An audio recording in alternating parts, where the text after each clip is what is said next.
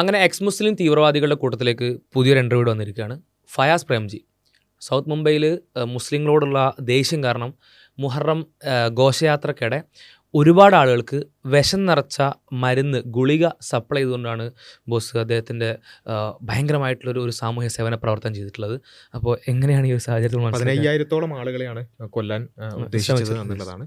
അപ്പോൾ അത്രയും ആളുകൾക്ക് വിഷം കൊടുത്തുകൊണ്ട് സിങ്ക് ഫോസ്ഫൈഡ് കൊടുത്ത് അവരെ കൊല്ലാൻ ശ്രമിക്കുകയാണ്. അപ്പോൾ 15,000 ആളുകളെ കൊല്ലാൻ ഒരാൾ തുനിയുക എന്ന് പറഞ്ഞാൽ എത്രത്തോളം ആയിരിക്കും ആ ഹെയ്റ്റ് എന്നുള്ളതാണ് ഏറ്റവും കൂടുതൽ ആളുകൾ ചിന്തിച്ചത്. ഈ വ്യക്തി 30,000 ഗുളിക വാങ്ങിച്ചിട്ടുണ്ട്, ഗുളിക നിറക്കാനുള്ള ക്യാപ്സുൽ വാങ്ങിച്ചിട്ടുണ്ട്, MT ക്യാപ്സുൽ വാങ്ങിച്ചിട്ടുണ്ട്, 50 കിലോഗ്രാം സിങ്ക് ഫോസ്ഫൈഡ് പർച്ചേസ് ചെയ്തിട്ടുണ്ട്. വലിയൊരു പ്രൊജക്റ്റിന്റെ ഭാഗമാണ്. അപ്പോൾ ഈ വ്യക്തി ആരാണ് എന്നുള്ളത് ആർക്കെങ്കിലും സംശയം ഉണ്ടെന്നുണ്ടെങ്കിൽ ഓൾറെഡി ന്യൂസ് ഒക്കെ വന്നതാണ്. എന്നാലും ആർക്കെങ്കിലും സംശയം ഉണ്ടെങ്കിൽ അദ്ദേഹം തന്നെ അത് പറയുന്നതായിരിക്കും നല്ലത്. क्या बोलते हैं, फिर मैंने छोड़ दिया और अभी इस्लाम में तो बिलीव नहीं करता हूँ. तो ये पूरी मेरी मतलब शॉर्ट में कहानी है. ये ऐसा देखा जाए तो 10 साल की कहानी है. और ये एक्चुअली जो सीख है हमको पहले से यानी कोई भी चीज पे सवाल करना, ये जो सीख है हमको हमारे नाना से मिली. तो हमारे नाना भी ये ഇസ്ലാം ഞാൻ ഉപേക്ഷിച്ചിട്ടുണ്ട്, അത് കുറച്ച് 10 വർഷം മുമ്പേ ഉള്ള ഒരു സ്റ്റോറിയാണെന്നൊക്കെ പറഞ്ഞിട്ട് ആ ഒരു ഇസ്ലാം ഉപേക്ഷിച്ച കഥയൊക്കെ പറയുന്ന ഒരു ടിപ്പിക്കൽ എക്സ് മുസ്ലിം, ആ കഥയൊക്കെ പറഞ്ഞിങ്ങനെ മാർക്കറ്റ് ചെയ്യുന്ന ഒരു ടിപ്പിക്കൽ എക്സ് മുസ്ലിം ആണ്. നമുക്ക് ചില ആളുകൾക്ക് ഓർമ്മ വരുന്നുണ്ടാവും. അപ്പോൾ എനിവേ അങ്ങനെയുള്ള ആള് എന്ത് ചെയ്യാണ്, 15,000-ഓളം ആളുകളെ ഒറ്റയടിക്ക് കൊല്ലാൻ, എന്തിൻ്റെ പേരിൽ, അവർ മുസ്ലിങ്ങളായി എന്നതിൻ്റെ പേരിൽ കൊല്ലാൻ ശ്രമിക്കുന്നതാണ് നമ്മൾ കാണുന്നത്. ഇത് നമ്മൾ മനസ്സിലാക്കേണ്ടത്, ഇത് ഒരു ഐസൊലേറ്റഡ് ആയ ഇൻസിഡൻ്റ് അല്ല. കഴിഞ്ഞ ഏതാനും മാസങ്ങൾക്കുള്ളിൽ അല്ലെങ്കിൽ ഒരു 1-2 വർഷത്തിനുള്ളിൽ തന്നെ എത്രത്തോളം ഇൻസിഡൻ്റ് ആണ് നമ്മൾ കണ്ടത്. നമ്മൾ ഇവിടെ ചെയ്ത വീഡിയോകൾ എടുത്താൽ മാത്രം എത്രത്തോളം എക്സ് മുസ്ലിം തീവ്രവാദ പ്രവർത്തനങ്ങൾ, ആക്രമണങ്ങൾ നമ്മൾ കണ്ടിട്ടുണ്ട്. ഒരുപാടുണ്ട്. ഇപ്പോൾ നമ്മൾ എണ്ണി പറയുകയാണെങ്കിൽ തന്നെ ഒരുപാടുണ്ട്. ഇപ്പോൾ ഉദാഹരണത്തിന് നോർത്ത് ഇന്ത്യയിൽ ഒരു ക്രിസ്ത്യൻ പിന്നെ പാതിരിയെ യേശു എങ്ങനെയാണ് ഗർഭം ധരിച്ചത്, യേശുവിനെ എങ്ങനെയാണ് ഗർഭം ധരിച്ചത്, അത് ബയോളജിക്കലാണോ എന്നൊക്കെ ചോദിച്ച് അവിടെ പ്രശ്നമുണ്ടാക്കിയ ബംഗ്ലാദേശി എക്സ് മുസ്ലിമിനെ നമ്മൾ കണ്ടു. ആ തീവ്രവാദി അല്ലെ, ആക്രോശിച്ചുകൊണ്ട് ഇറങ്ങുന്ന ഒരു ഹിന്ദുത്വവാദിയായ എക്സ് മുസ്ലിമിനെ നമ്മൾ കണ്ടു. അതേപോലെ തന്നെ കഴിഞ്ഞ ഡിസംബറിലാണ് ജർമ്മനിയിൽ ഭീകരാക്രമണം നടത്തി 10ഓളം ആളുകളെ അല്ലെങ്കിൽ 8ഓളം ആളുകളെയാണെന്നാണ് എൻ്റെ ഓർമ്മ, അത്ര കൊലപ്പെടുത്തിയ, അതിലേറെ ആളുകളെ, ഒരുപാട് ആളുകളെ പരിക്കേൽപ്പിച്ച ഒരു കാറിടിച്ചുകൊണ്ട് ഭീകരാക്രമണം നടത്തിയ എക്സ് മുസ്ലിമിനെ. അദ്ദേഹം എക്സ് മുസ്ലിം പോരാളിയായിരുന്നു. ഒരുപാട് സ്ഥലത്തെ എക്സ് മുസ്ലിങ്ങളുടെ പ്രശ്നങ്ങൾക്ക് എതിരെ പ്രവർത്തിച്ചിരുന്ന, ആ തരത്തിൽ മൈഗ്രേഷനൊക്കെ ആയിട്ട് ബന്ധപ്പെട്ട് ഒരുപാട് GCC രാജ്യങ്ങളിലുള്ള എക്സ് മുസ്ലിങ്ങളെ യൂറോപ്പിലേക്ക് മൈഗ്രേറ്റ് ചെയ്യാൻ സഹായിക്കുന്ന ഒരു വെബ്സൈറ്റ് ഉണ്ടാക്കി അത് BBC പിന്നെ ഫീച്ചർ ചെയ്തൊരു വ്യക്തിയാണ്. അത്രത്തോളം ഭയങ്കര വിപ്ലവകാരി. ഇവിടെയുള്ള ഏതെങ്കിലും എക്സ് മുസ്ലിങ്ങളെ മാതിരി ഇങ്ങനെ ഫണ്ട് വാങ്ങിയിട്ട് എന്തെങ്കിലും വൈകുന്നേരം ആകുമ്പോൾ ലൈവ് ഇടുന്ന ആളല്ല. വളരെ കൃത്യമായി ക്രിയാത്മകമായി എക്സ് മുസ്ലിം ആക്ടിവിസം ക്രിയാത്മകമായി ചെയ്ത വ്യക്തിയാണ്. അങ്ങനെയുള്ള ആളാണ് ഭീകരാക്രമണം നടത്തിയത്. എക്സ് മുസ്ലിങ്ങൾ എന്ന് പറഞ്ഞാൽ അത്ര ഉണ്ടാവുക, വളരെ കുറച്ച് ആൾക്കാർ. ആ കുറച്ച് ആൾക്കാരിൽ നിന്ന് ഇത്രയും അധികം ആളുകൾ എങ്ങനെയാണ് ഈ വയലൻസിലേക്ക്? ശരിക്കും മനസ്സിലാക്കണം, എക്സ് മുസ്ലിം ഒരുപാട് ആൾക്കാരില്ല. അപ്പോൾ ഒന്ന് നമ്മൾ മുസ്ലിങ്ങൾ എന്ന വിഭാഗത്തിൽ തന്നെ നിങ്ങളുടെ നാട്ടിൽ എത്ര എക്സ് മുസ്ലിങ്ങൾ നിങ്ങൾക്ക് അറിയാം, അപ്പോൾ ഇസ്ലാം വിട്ട ആളുകൾ നിങ്ങൾക്ക് അറിയാം, വളരെ ചെറിയ പേഴ്സൻറ്റേജ് ആയിരിക്കും. അതിൽ തന്നെ ഇങ്ങനെ പറഞ്ഞിടക്കുന്നത് എക്സ് മുസ്ലിമാണ്, വിട്ടിട്ടുണ്ട്, ഇസ്ലാം വിട്ടിട്ടുണ്ട്, ഇസ്ലാം ആ പ്രശ്നമുണ്ട്, ഈ പ്രശ്നമുണ്ട് എന്ന് പറഞ്ഞിടക്കുന്ന എത്ര ആളുകളുണ്ടാവും? ഇസ്ലാം വിട്ട ആളുകൾ തന്നെ അത് വളരെ കുറവായിരിക്കും. അപ്പോൾ ടോട്ടൽ പോപ്പുലേഷൻ എടുക്കുമ്പോൾ വളരെ ന്യൂനപക്ഷ ആളുകളാണിത്. ആ ന്യൂനപക്ഷ ആളുകളിൽ നിന്നാണ് ഇത്രയും തീവ്രമായിട്ടുള്ള ഒന്നിലധികം ഒരുപാട് ഇൻസിഡൻറ്റുകൾ വളരെ കുറച്ച് വർഷത്തെ ഹിസ്റ്ററി മാത്രം എടുക്കുന്ന സമയത്ത്, കുറച്ച് കാലത്തെ കഥ മാത്രം എടുക്കുന്ന സമയത്ത് നമുക്ക് കാണാൻ കഴിയുന്നത്. അപ്പോൾ ഇവിടെ നമ്മൾ മനസ്സിലാക്കേണ്ടത്, ഈ മതത്തിനോട് വിശ്വാസം ഇല്ലാതാവുക അല്ലെങ്കിൽ എന്തെങ്കിലും വിമർശനം തോന്നുക, ഇതൊക്കെ വളരെ സ്വാഭാവികമായിട്ട് എല്ലാവർക്കും സംഭവിക്കുന്നതാണ്. പല ഐഡിയോളജീസിനോടും പിന്നെ ആകർഷണം തോന്നുക, അതിനോട് കുറച്ചൊരു യോജിപ്പ് തോന്നുക, ഇതൊക്കെ വളരെ സ്വാഭാവികമാണ്. പക്ഷേ ഈ രൂപത്തിലേക്ക് ഒരു എക്സ് മുസ്ലിം എന്ന് പ്രഖ്യാപിച്ച് നടക്കുന്ന അവസ്ഥയിലേക്ക് എത്തുമ്പോൾ സ്വാഭാവികമായിട്ട് എന്താണ് സംഭവിക്കുന്നത്? നമ്മൾ യൂട്യൂബിലൊക്കെ കാണുന്നതാണ് അല്ലേ, ഒരു വിഭാഗത്തോട് നിരന്തരം വെറുപ്പ് മാത്രം.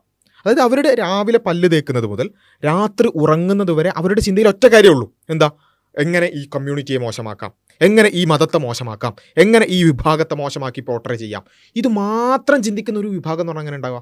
ഇപ്പോൾ നമ്മളിപ്പോൾ ഏതാളുകൾ, ഇപ്പോൾ നമ്മൾ സോഷ്യൽ മീഡിയയിലൊക്കെ എടുത്താലും ലിബറലിസത്തിന് വേണ്ടി വാദിക്കുന്ന ആൾക്കാരെ കാണാം, ഇസ്ലാമിന് വേണ്ടി വാദിക്കുന്ന ആൾക്കാരെ, ക്രിസ്ത്യാനിറ്റിക്ക് വേണ്ടി വാദിക്കുന്ന ആൾക്കാരെ, ഹിന്ദുയിസത്തിന് വേണ്ടി, ഇങ്ങനെ പലതിനും വേണ്ടി വാദിക്കുന്ന ആൾക്കാരുണ്ടാവും. അവരിലൊക്കെ പലതരം മോശക്കാരും നല്ലവരൊക്കെ ഉണ്ടാവും. പക്ഷേ അറ്റ്ലീസ്റ്റ് അവരെന്തെങ്കിലും ഒരു കാര്യത്തിന് വേണ്ടി വാദിക്കുന്നുണ്ടാവും. ഉദാഹരണത്തിന് ഇപ്പോൾ ഒരു ഇസ്ലാമിന് വേണ്ടി വാദിക്കുന്നവരാണെങ്കിൽ അവർ ഇസ്ലാം എന്ന് പറഞ്ഞ ഐഡിയോളജി അതിനുവേണ്ടി അവർ വാദിക്കും. എന്നിട്ട് സ്വാഭാവികമായിട്ടും അതിനെതിരായിട്ട് വരുന്നതിനോട് വിമർശിക്കുകയോ ഒക്കെ ചെയ്യുന്നുണ്ടാവും. പക്ഷേ അറ്റ്ലീസ്റ്റ് അവർ ഒരു കാര്യത്തിന് വേണ്ടി വാദിക്കുന്നെങ്കിലും ഉണ്ട് അല്ലേ. ഇപ്പോൾ ഒന്നും വേണ്ട, ഇപ്പോൾ ഉദാഹരണത്തിന് ഈ സംഘപരിവാറിന് വേണ്ടി വാദിക്കുന്നവർ പോലും അവരൊരു നാഷണാലിറ്റി അല്ലെങ്കിൽ ഒരു കുറച്ചും കൂടി എക്സ്ട്രീം നാഷണാലിറ്റി എന്ന് പറയുന്ന ഒരു ആശയത്തിന് വേണ്ടിയെങ്കിലും വാദിക്കുന്നുണ്ട്. അവർ പറയുന്നത് മൊത്തം വെറുപ്പാണെങ്കിൽ പോലും അതിനു വേണ്ടിയെങ്കിലും അവർക്കൊരു പ്രതലമുണ്ട്. ഇത് ഒരു പ്രതലവും ഇല്ലാതെ ആകെയുള്ളൊരു പ്രതലം എന്ന് പറഞ്ഞാൽ ഒരു വിഭാഗത്തോടുള്ള വെറുപ്പും വിദ്വേഷവും മാത്രം. അത് സ്വന്തമായ ഒരു കാര്യം പറയാല്ലാതെ, സ്വന്തമായ ഒന്നിലേക്ക് ക്ഷണിക്കാനില്ലാതെ, ഒരു കൂട്ടരോടുള്ള വെറുപ്പിലേക്കും വിദ്വേഷത്തിലേക്കും ദേഷ്യത്തിലേക്കും ഹെയ്റ്റഡിലേക്കും മാത്രം ക്ഷണിക്കുന്ന ആളുകൾ. അവരെ സംബന്ധിച്ച് തുടങ്ങാനുള്ളത് മുസ്ലിങ്ങളെ പറ്റി വെറുപ്പ് പറഞ്ഞിട്ടാണ്. അവരെ സംബന്ധിച്ച് പറഞ്ഞ് മുന്നോട്ട് പോകാനും പറഞ്ഞ് അവസാനിപ്പിക്കാനുമുള്ളത് മുസ്ലിങ്ങളെയും മുസ്ലിങ്ങളെ പറ്റിയിട്ടുള്ള വെറുപ്പിനെയും സംബന്ധിച്ച് മാത്രമാണ്. വേറൊരു വിഷയവും സംസാരിക്കാനില്ലാത്ത ആളുകൾ. യുക്തിവാദം ഒന്നല്ല കേട്ടോ, യുക്തിവാദത്തെ കുറിച്ചൊന്നല്ല നമ്മൾ സംസാരിക്കുന്നത്. യുക്തിവാദത്തിന്റെ ഒക്കെ പ്രശ്നങ്ങൾ, ആശയപരമായ പ്രശ്നങ്ങളൊക്കെ നമ്മൾ വേറെ പറയുന്നത്.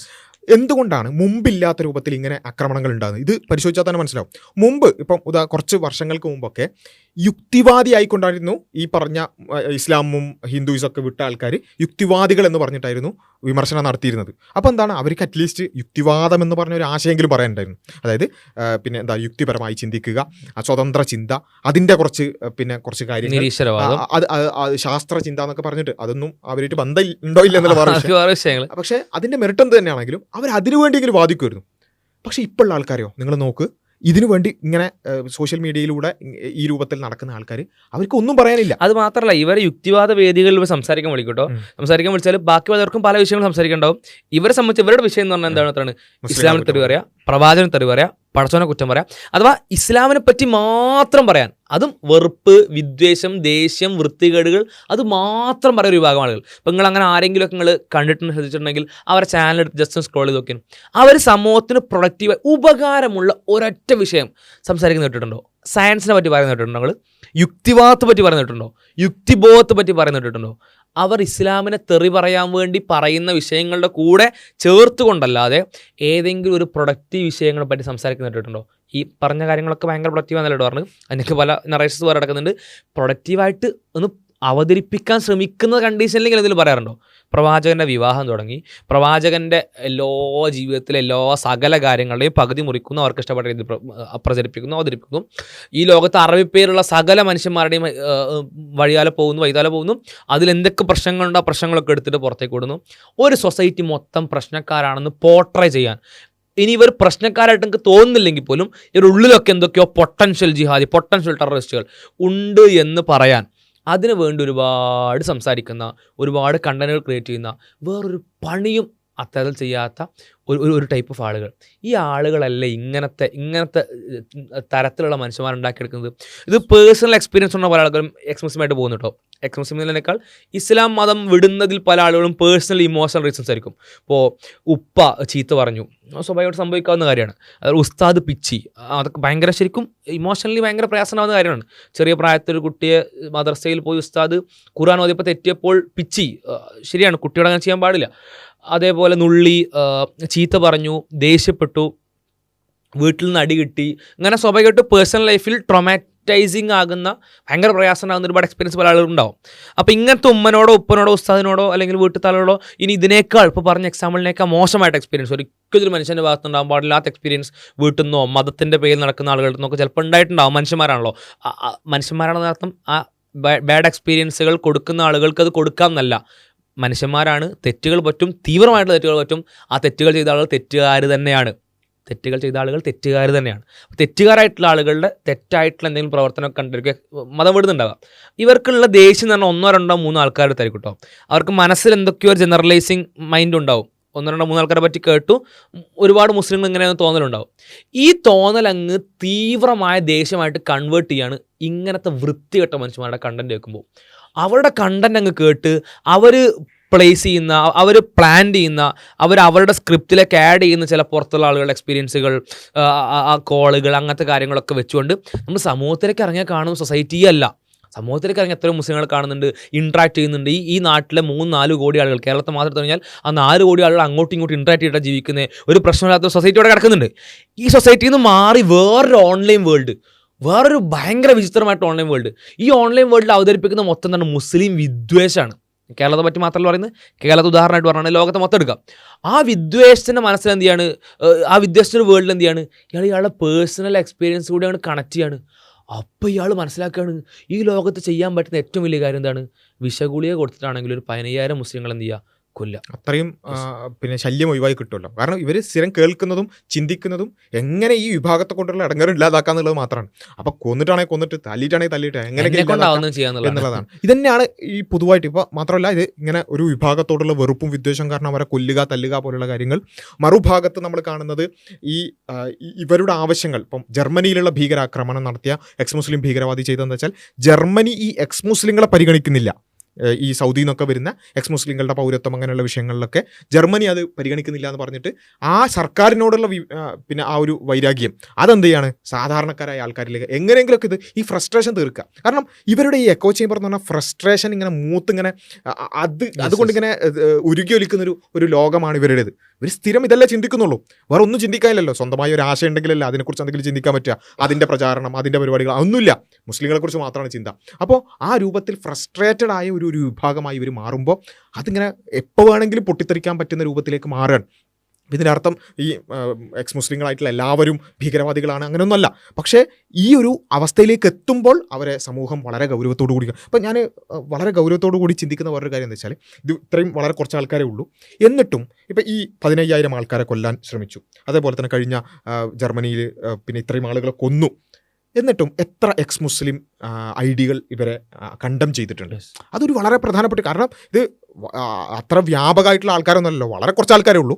അവരിൽപ്പെട്ടവർ തന്നെ ഇങ്ങനെ ചെയ്യുമ്പോൾ എത്ര ആളുകൾ കണ്ടം ചെയ്തു. മാത്രമല്ല ഇതിനി ആവർത്തിക്കാതിരിക്കാൻ എക്സ് മുസ്ലിം ഐഡീസ് എന്ത് ചെയ്തു, അത് വളരെ പ്രധാനപ്പെട്ട. അവർക്കിടയിൽ എന്തൊക്കെ പ്രവർത്തനങ്ങൾ, 7 ആൾക്കാരാണെങ്കിലും 7 ആൾക്കാർക്കിടയിൽ എന്തെങ്കിലും പ്രവർത്തനം ചെയ്യണം. ഡീ റാഡിക്കലൈസേഷൻ, ഈ വെറുപ്പ് കുറക്കാനുള്ള എന്തെങ്കിലും പണി ചെയ്യണ്ടേ. കാരണം എന്താ വെച്ചാൽ ഈ ഓഡിയൻസിൽ നിന്ന് ഇങ്ങനെ ഏത് സമയം വേണമെങ്കിലും ഉണ്ടാവാന്നാണ് അതിൻ്റെ അർത്ഥം. കാരണം ഈ പറഞ്ഞ വെറുപ്പ് ഉൽപ്പാദകരായ ആളുകളുടെ അവരുടെ ഓഡിയൻസിൽ നിന്നും ആര് വേണമെങ്കിലും ഇങ്ങനെ ചെയ്യാമെന്നാണ് ഇത് ഇത്രയും സംഭവങ്ങളിലൂടെ നമുക്ക് മനസ്സിലാകുന്നത്.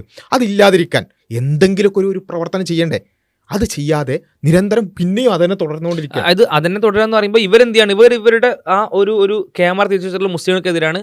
മുസ്ലിങ്ങളുടെ നേരത്തെ പറഞ്ഞ പോലെ തന്നെ മുസ്ലിങ്ങളുടെ ലൈഫിൽ എവിടെയെങ്കിലും പ്രശ്നമുണ്ടോ ആ പ്രശ്നത്തിലേക്ക് മാത്രമാണ് ക്യാമറ തിരിച്ചിട്ടുള്ളത്. നമ്മൾ ആ പ്രശ്നങ്ങളെ പറ്റി നിരന്തരം സംസാരിക്കാറുണ്ട്, ആ പ്രശ്നം തിരുത്താൻ ശ്രമിക്കാറുണ്ട്.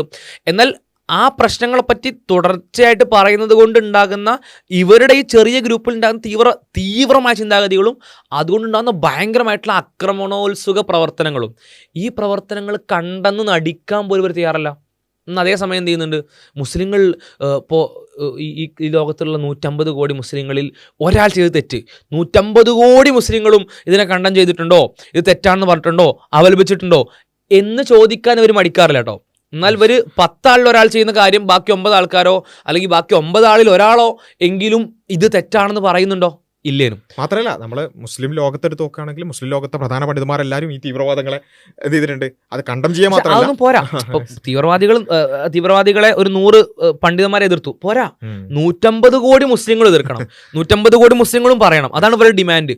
ഒരു മുസ്ലിം പറഞ്ഞിട്ടില്ലെങ്കിൽ, ആ വിഷയം ശ്രദ്ധിച്ചിട്ടില്ലെങ്കിൽ അവൻ പൊട്ടൻഷ്യൽ തീവ്രവാദി. അപ്പൊ എന്തായാലും മുസ്ലിം ലോകം എന്ത് ചെയ്തിട്ടുണ്ട്, ഇവരെ എതിർത്തിട്ടുണ്ട് മാത്രമല്ല ആ വിഷയത്തിൽ ISIS, അൽ-ഖായിദ ഇങ്ങനെയുള്ള തീവ്രവാദ സംഘടനകൾക്കെതിരായിട്ട് മുസ്ലിം ലോകത്തുനിന്ന് ഗ്രന്ഥങ്ങൾ തന്നെ, നമ്മൾ മുമ്പത്തെ വീഡിയോയിലൊക്കെ ലിസ്റ്റ് കുറച്ച് വായിച്ചിട്ടുണ്ട്, മൊത്തം വായിക്കാനൊന്നും പോസിബിൾ അല്ല, ഒരു കുറച്ച് ഗ്രന്ഥങ്ങളുടെ ലിസ്റ്റ് വായിച്ചിട്ടുണ്ട്.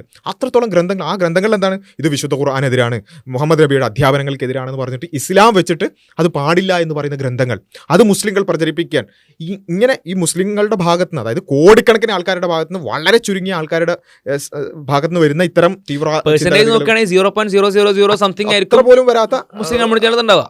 അതിനോട് പോലും മുസ്ലിം കമ്മ്യൂണിറ്റി ആ രൂപത്തിലാണ് പ്രതികരിക്കുന്നത്. അതേപോലത്തെ ഇവിടെയുള്ള ഹൈന്ദവ തീവ്ര ഗ്രൂപ്പുകൾ നടത്തുന്ന ഭീകര പ്രവർത്തനം, അത് ഹൈന്ദവരായ ആളുകൾ അതിനെ ഒരിക്കലും അംഗീകരിക്കാത്ത ആൾക്കാരാണ്. പക്ഷേ ഈ ആളുകൾ, അവർ വളരെ കുറച്ച് ആൾക്കാരേ ഉള്ളൂ, അവരിൽ തന്നെ ഇത്രയും ഭീകര സംഭവങ്ങൾ ഉണ്ടായിട്ട് അവരെത്ര ആൾക്കാർ, നിങ്ങൾ അവരുടെ ചാനൽ പോയി നോക്കൂ, എത്ര ആൾക്കാർ അതിനെ കണ്ടം ചെയ്തു, എത്ര ആളുകൾ അത് ഇനി സംഭവിക്കാതിരിക്കാനുള്ള പ്രവർത്തനങ്ങൾ ചെയ്തു. എന്ന് മാത്രമല്ല, ഇങ്ങനെയൊക്കെ സംഭവിക്കുമ്പോൾ ഇവർ ചെയ്യുന്ന എന്താ അറിയോ, ഈ കാര്യങ്ങൾ പോലും മുസ്ലിങ്ങളുമായി ബന്ധപ്പെടുത്തി പറയാനാണ് ഇവർ അപ്പോൾ പോലും ശ്രമിക്കുന്നത്. ഇപ്പോൾ എക്സ് മുസ്ലിം ഭീകരാക്രമണം നടത്തി ജർമ്മനിയിൽ, എന്നിട്ട് ഇത്രയും ആളുകളെ കൊന്നു. അപ്പോൾ അതിനോട് പ്രതികരിച്ചിട്ട് അതിനെങ്ങനെയെങ്കിലും ന്യായീകരിച്ച് മെഴുകാൻ ശ്രമിക്കുന്ന ഒരു രൂപം നിങ്ങൾ കണ്ടോളൂ. അതിൻ്റെ പല ഭാഗങ്ങളുണ്ട്, അതിൻ്റെ കുറച്ച് ഭാഗങ്ങൾ മാത്രം നിങ്ങൾ കണ്ടോളൂ. നേച്ചറാണ്, by nature they are violent. എന്നുവെച്ചാൽ മുസ്ലിംസ് ആർ വയലന്റ് എന്നാണ്. Muslims are violent. I mean അത് എക്സ് മുസ്ലിം ആയാൽ പോലും ആ വയലൻസ് നഷ്ടപ്പെടുന്നില്ല, അത് പോകുന്നില്ലല്ലോ കേട്ടോ. അപ്പോൾ അതുപോലെ, അതായത് എക്സ് മുസ്ലിം ചെയ്ത ഭീകരാക്രമണത്തിന് പോലും അതുപോലും മുസ്ലിങ്ങളുടെ തലയിലേക്ക് ഇടാൻ മുസ്ലിംസ് ആർ വയലന്റ്. എന്നുവെച്ചാൽ ഒരു വിഭാഗത്തിനെതിരായ വംശീയ വിദ്വേഷം അതായത് കാരണം ഈ പ്രചാരണം കാരണമാണ് ഈ മനുഷ്യന്മാർ പോയിട്ട് ആക്രമണം ചെയ്യുന്നത്. എന്നിട്ട് അത് പിന്നെയും അതുമ്മ തന്നെ വീണ്ടും ആവർത്തിക്കുക. അതായത് ഇവർ എക്സ് മുസ്ലിങ്ങൾ കേട്ടോ പറയുന്നത്. എക്സ് മുസ്ലിങ്ങൾ പറയുന്നത് മുസ്ലിംസ് ആർ വയലന്റ് എന്ന് വെച്ചാൽ ഈ വിഭാഗം മുസ്ലിങ്ങളായി ജനിച്ച, മുസ്ലിം സാഹചര്യത്തിൽ ജനിച്ച എല്ലാവരും വയലന്റ് ആണ്. എക്സ് മുസ്ലിം ആണെങ്കിൽ പോലും അങ്ങനെയാണ്. സ്വന്തത്തിനെ അപകടപ്പെടുത്തിയിട്ടാണെങ്കിൽ പോലും, സ്വന്തത്തിനെതിരായിട്ടാണെങ്കിൽ പോലും ഈ വിഭാഗത്തിനെതിരായ വംശീയത പറയണം. ഈ ചിന്ത മാത്രമേ അവർക്കുള്ളൂ. അപ്പോൾ ഇങ്ങനെ പറയണമെന്നുണ്ടെങ്കിൽ സ്വന്തം ഞാൻ വരെ പിന്നെ പൊട്ടിത്തെറിക്കാൻ സാധ്യതയുണ്ട് എന്ന് പറഞ്ഞുകൊണ്ടെങ്കിലും മുസ്ലിങ്ങൾക്കെതിരായി വിദ്വേഷം പറയും. അതായത് ആ വിദ്വേഷ പ്രക്രിയക്ക് വേണ്ടി എന്തും സാക്രിഫൈസ് ചെയ്യും, സ്വന്തത്തിനെ വരെ സാക്രിഫൈസ് ചെയ്യുന്നതാണ്. എന്നിട്ട് അത് വീണ്ടും ആവർത്തിക്കാൻ അതിപ്പോ എന്നോട് പറയാറുണ്ട് കേട്ടോ. ഇപ്പൊ നമ്മളിപ്പോ ഈ മതവിമർശനമൊക്കെ ഇങ്ങനെ നടത്തുമ്പോൾ ഇത്രയും രൂക്ഷമായിട്ട് ചെയ്യുമ്പോൾ എന്നോട് പറയാറുണ്ട് നീ ഒരു എക്സ് മുസ്ലിം തീവ്രവാദിയാണെന്ന്. Yes, I am a proud ex Muslim തീവ്രവാദി എന്ന് ഇപ്പൊ ഞാൻ പറയേണ്ടി വരികയാണ്. പ്രഖ്യാപിച്ചിട്ടുണ്ട്. ഇത് വളരെ കൃത്യമായിട്ടുള്ള ഒരു സ്റ്റേറ്റ്മെന്റ് തന്നെയാണ്. സ്വയം തന്നെ തീവ്രവാദിയാണ്. കാരണം ഇത് തീവ്രമായ ചിന്ത തന്നെയാണ്. ഒരു വിഭാഗത്തിനെതിരായി വളരെ തീവ്രമായി പ്രവർത്തിച്ചുകൊണ്ടിരിക്കുന്നു, ചിന്തിച്ചുകൊണ്ടിരിക്കുന്നു, സംസാരിച്ചുകൊണ്ടിരിക്കുന്നു. അപ്പോൾ സ്വാഭാവികമായിട്ടും ഈ തീവ്രവാദം ലോകത്തിന്റെ പല ഭാഗങ്ങളിലും, ഇന്ത്യയുടെ പല ഭാഗങ്ങളിലും പ്രശ്നം ഉണ്ടാക്കുന്നുണ്ടെങ്കിൽ ഒബ്വിയസ്ലി നമ്മൾ എന്ത് ചെയ്യണം? അത് അതിനെ എതിർക്കണം എന്നുള്ളതാണ്. ഇപ്പൊ ഈ കാലാവസ്ഥയിൽ അതൊക്കെ സൂക്ഷിച്ചു വേണം പറയാൻ. ഇതിൽ രസകരമായ ഒരു കാര്യം എന്ന് വെച്ചാൽ എനിക്കിതിൽ ഇവരെ ഈ രണ്ടുപേരെയും ഇങ്ങനെ ex Muslim atheist free thinker crime നടക്കുമ്പോൾ നമ്മൾ ഇതൊന്നും എടുത്ത് പറയേണ്ട കാര്യമല്ല. ക്രിമിനൽ തിരിച്ചറിവാണ്. അപ്പോൾ ഒരു ക്രൈം നടക്കുമ്പോൾ, അത് ഭീകരാക്രമണമോ അല്ലെങ്കിൽ ഒരു കൊലപാതകമോ നടക്കുമ്പോൾ അവിടെ മുസ്ലിമാണോ എക്സ് മുസ്ലിമാണോ ഹിന്ദുവാണോ ഇതൊന്നും നമ്മൾ ആ ക്രൈമാണ് നോക്കേണ്ടത് എന്നുള്ളതാണ്. ഇത് മനസ്സിലാവാൻ ഒരു എക്സ് മുസ്ലിം ഭീകരാക്രമണം നടത്തേണ്ടി വന്നു. നമ്മൾ പറയുന്നോണ്ടിരിക്കുന്നത് അല്ലാതെ അത് മുസ്ലിമാണ് ചെയ്തത് അതുകൊണ്ട് മുസ്ലിങ്ങളൊക്കെ പ്രശ്നക്കാരാണെന്ന് പറയുന്നത് ഇനി നിർത്തുക. അതേപോലെ തന്നെയാണ് ഒരു എക്സ് മുസ്ലിം ചെയ്യുന്നുണ്ടെങ്കിൽ അത് മുസ്ലിങ്ങളോടുള്ള വിരോധം കാരണം, ഇങ്ങനെയുള്ള എക്കോ ചേംബറിൽ നിന്ന് കിട്ടുന്ന മുസ്ലിങ്ങളോടുള്ള വിരോധമാണെന്നുണ്ടെങ്കിൽ ആ പ്രശ്നത്തെ നമ്മൾ അഡ്രസ് ചെയ്യണം. അപ്പോൾ ഈ ഒരു തിരിച്ചറിവ് ഇപ്പോഴെങ്കിലും കിട്ടി എന്നുള്ളത് നല്ല കാര്യമാണ്. ക്രിമിനൽ കമ്മിറ്റഡ് ക്രൈം, മുസ്ലിം ചെയ്താലും അത് ക്രൈം തന്നെയാണ്. ഇന്നസെന്റ് ആയിട്ടുള്ള ചന്തയിൽ പോകുന്ന മനുഷ്യരെ, അതൊരു കൊച്ചു കുഞ്ഞൊക്കെയാണ് മരിച്ചിരിക്കുന്നത്. ക്രൈം ചെയ്ത ആളുകളൊക്കെ ക്രിമിനലാണ്, ജസ്റ്റ് ക്രിമിനൽ. അതിനെ വെറുതെ എക്സ് മുസ്ലിം ആണ് അല്ലെങ്കിൽ ഇന്ന പൊളിറ്റിക്കൽ സൈഡ് ആണെന്ന് മുസ്ലിം ആണെന്നും പറയേണ്ട ആവശ്യമില്ല എന്നാണ് ഇപ്പോൾ പറയുന്നത്. മറ്റേത് അറബിപ്പേര് കണ്ട ഇസ്ലാമിന്റെ താത്വികമായ പ്രശ്നം, ഇസ്ലാമിന്റെ സോഫ്റ്റ്വെയറിന്റെ പ്രശ്നം, ഇസ്ലാം അതാണ് ഇതാണ് എന്ന് പറഞ്ഞത് മനുഷ്യന്മാരാണ് ഇപ്പൊ എന്ത് ചെയ്യുന്നു? മയപ്പെടുന്നു. ഓക്കെ, യെസ്, ഇതാണ് റിയാലിറ്റി. ഈ ഒരു പോയിന്റിലേക്കാണ് എന്ത് ചെയ്യേണ്ടത്? എത്തേണ്ടത്. പിന്നെ ആരിഫിന്റെ വീഡിയോയിൽ ബാക്കിൽ ഇസ്രായേലിന്റെ ഫ്ലാഗ് ഒക്കെ നമുക്ക് കാണാൻ കഴിയും. അപ്പൊ ഇങ്ങനെ ചെയ്തിട്ടും ഇങ്ങനെയൊക്കെ ആയിട്ടും ഇത്രയൊക്കെ വിദ്വേഷം പ്രചരിപ്പിച്ചിട്ടും ഈ വിദ്വേഷം കേട്ട് പല ആൾക്കാരും പലതും ചെയ്തിട്ടും ഈ അടിമപ്പണികൾക്കൊക്കെ കിട്ടുന്ന ഒരു എന്താ പറയാ റിവാർഡ് എന്ന് പറഞ്ഞാൽ നമ്മൾ മനസ്സിലാക്കണം കേട്ടോ. ആട്ടുന്നുപ്പാണ്. അപ്പോൾ അത് എന്താ വെച്ചാൽ ഈ വംശീയ വിദ്വേഷം അതുള്ള ആളുകളുടെ അടുത്ത് പോയാൽ അതെന്നെ കിട്ടുള്ളൂ എന്നുള്ളതാണ്. വംശീയതയ്ക്ക് വേണ്ടി എങ്ങനെയൊക്കെ അടിമപ്പെടുത്തിട്ടും കാര്യമില്ല. വംശീയതന്റെ അവസാനത്തെ എൻഡ് പ്രോഡക്റ്റ് എന്ന് പറഞ്ഞാൽ എല്ലാവരും വംശീയമായിട്ട് അരികൊൽക്കരിക്കപ്പെടും, മാറ്റിനിർത്തപ്പെടും, വിവേചിക്കപ്പെടും. എല്ലാവർക്കും അതിന്റെ പ്രശ്നങ്ങൾ ഉണ്ടാവും എന്നുള്ളത് തന്നെയാണ്. അപ്പോൾ എനിവേ നമ്മൾ പറഞ്ഞു വന്നത് ഈ രൂപത്തിൽ വെറും വെറുപ്പ് മാത്രം കൺസ്യൂം ചെയ്താൽ അത് സമൂഹത്തിൽ ഉണ്ടാകുന്ന പ്രശ്നങ്ങൾ, അതിൻ്റെ വളരെ ചുരുക്കം ആളുകളിൽ നിന്ന് തന്നെ ഇത്രയും വലിയ പ്രശ്നങ്ങൾ ഉണ്ടാകുന്നുണ്ടെങ്കിൽ അത് പൊതുവേ തന്നെ സമൂഹം അതിനെ ഗൗരവത്തോടു കൂടി എടുക്കണം എന്നുള്ളതാണ് പറയാനുള്ളത്. അതേപോലെ ഈ എക്സ് മുസ്ലിം എന്ന് പറഞ്ഞ് നടക്കുന്ന ആൾക്കാർ, അവർക്ക് കുറച്ചെങ്കിലും സാമൂഹിക പ്രതിബദ്ധത ഉണ്ടെങ്കിൽ ഇത്തരം വെറുപ്പിനെതിരായിട്ട് കാര്യമായ പ്രവർത്തനങ്ങൾ നിങ്ങളുടെ ഇടയിൽ ചെയ്യണം എന്നുള്ളതാണ് അതിനോട് പ്രധാനമായിട്ടും പറയാനുള്ളത്. ആ രൂപത്തിൽ കൃത്യമായി ഇത്തരം വിഷയങ്ങളെ ഗൗരവത്തോടു കൂടി തന്നെ എടുക്കാൻ നമ്മൾ സാധിക്കേണ്ടതുണ്ട്. കൂടുതൽ കാര്യങ്ങൾ നമുക്ക് വഴിയെ ഡിസ്കസ് ചെയ്യാം. അസ്സലാമു അലൈക്കും.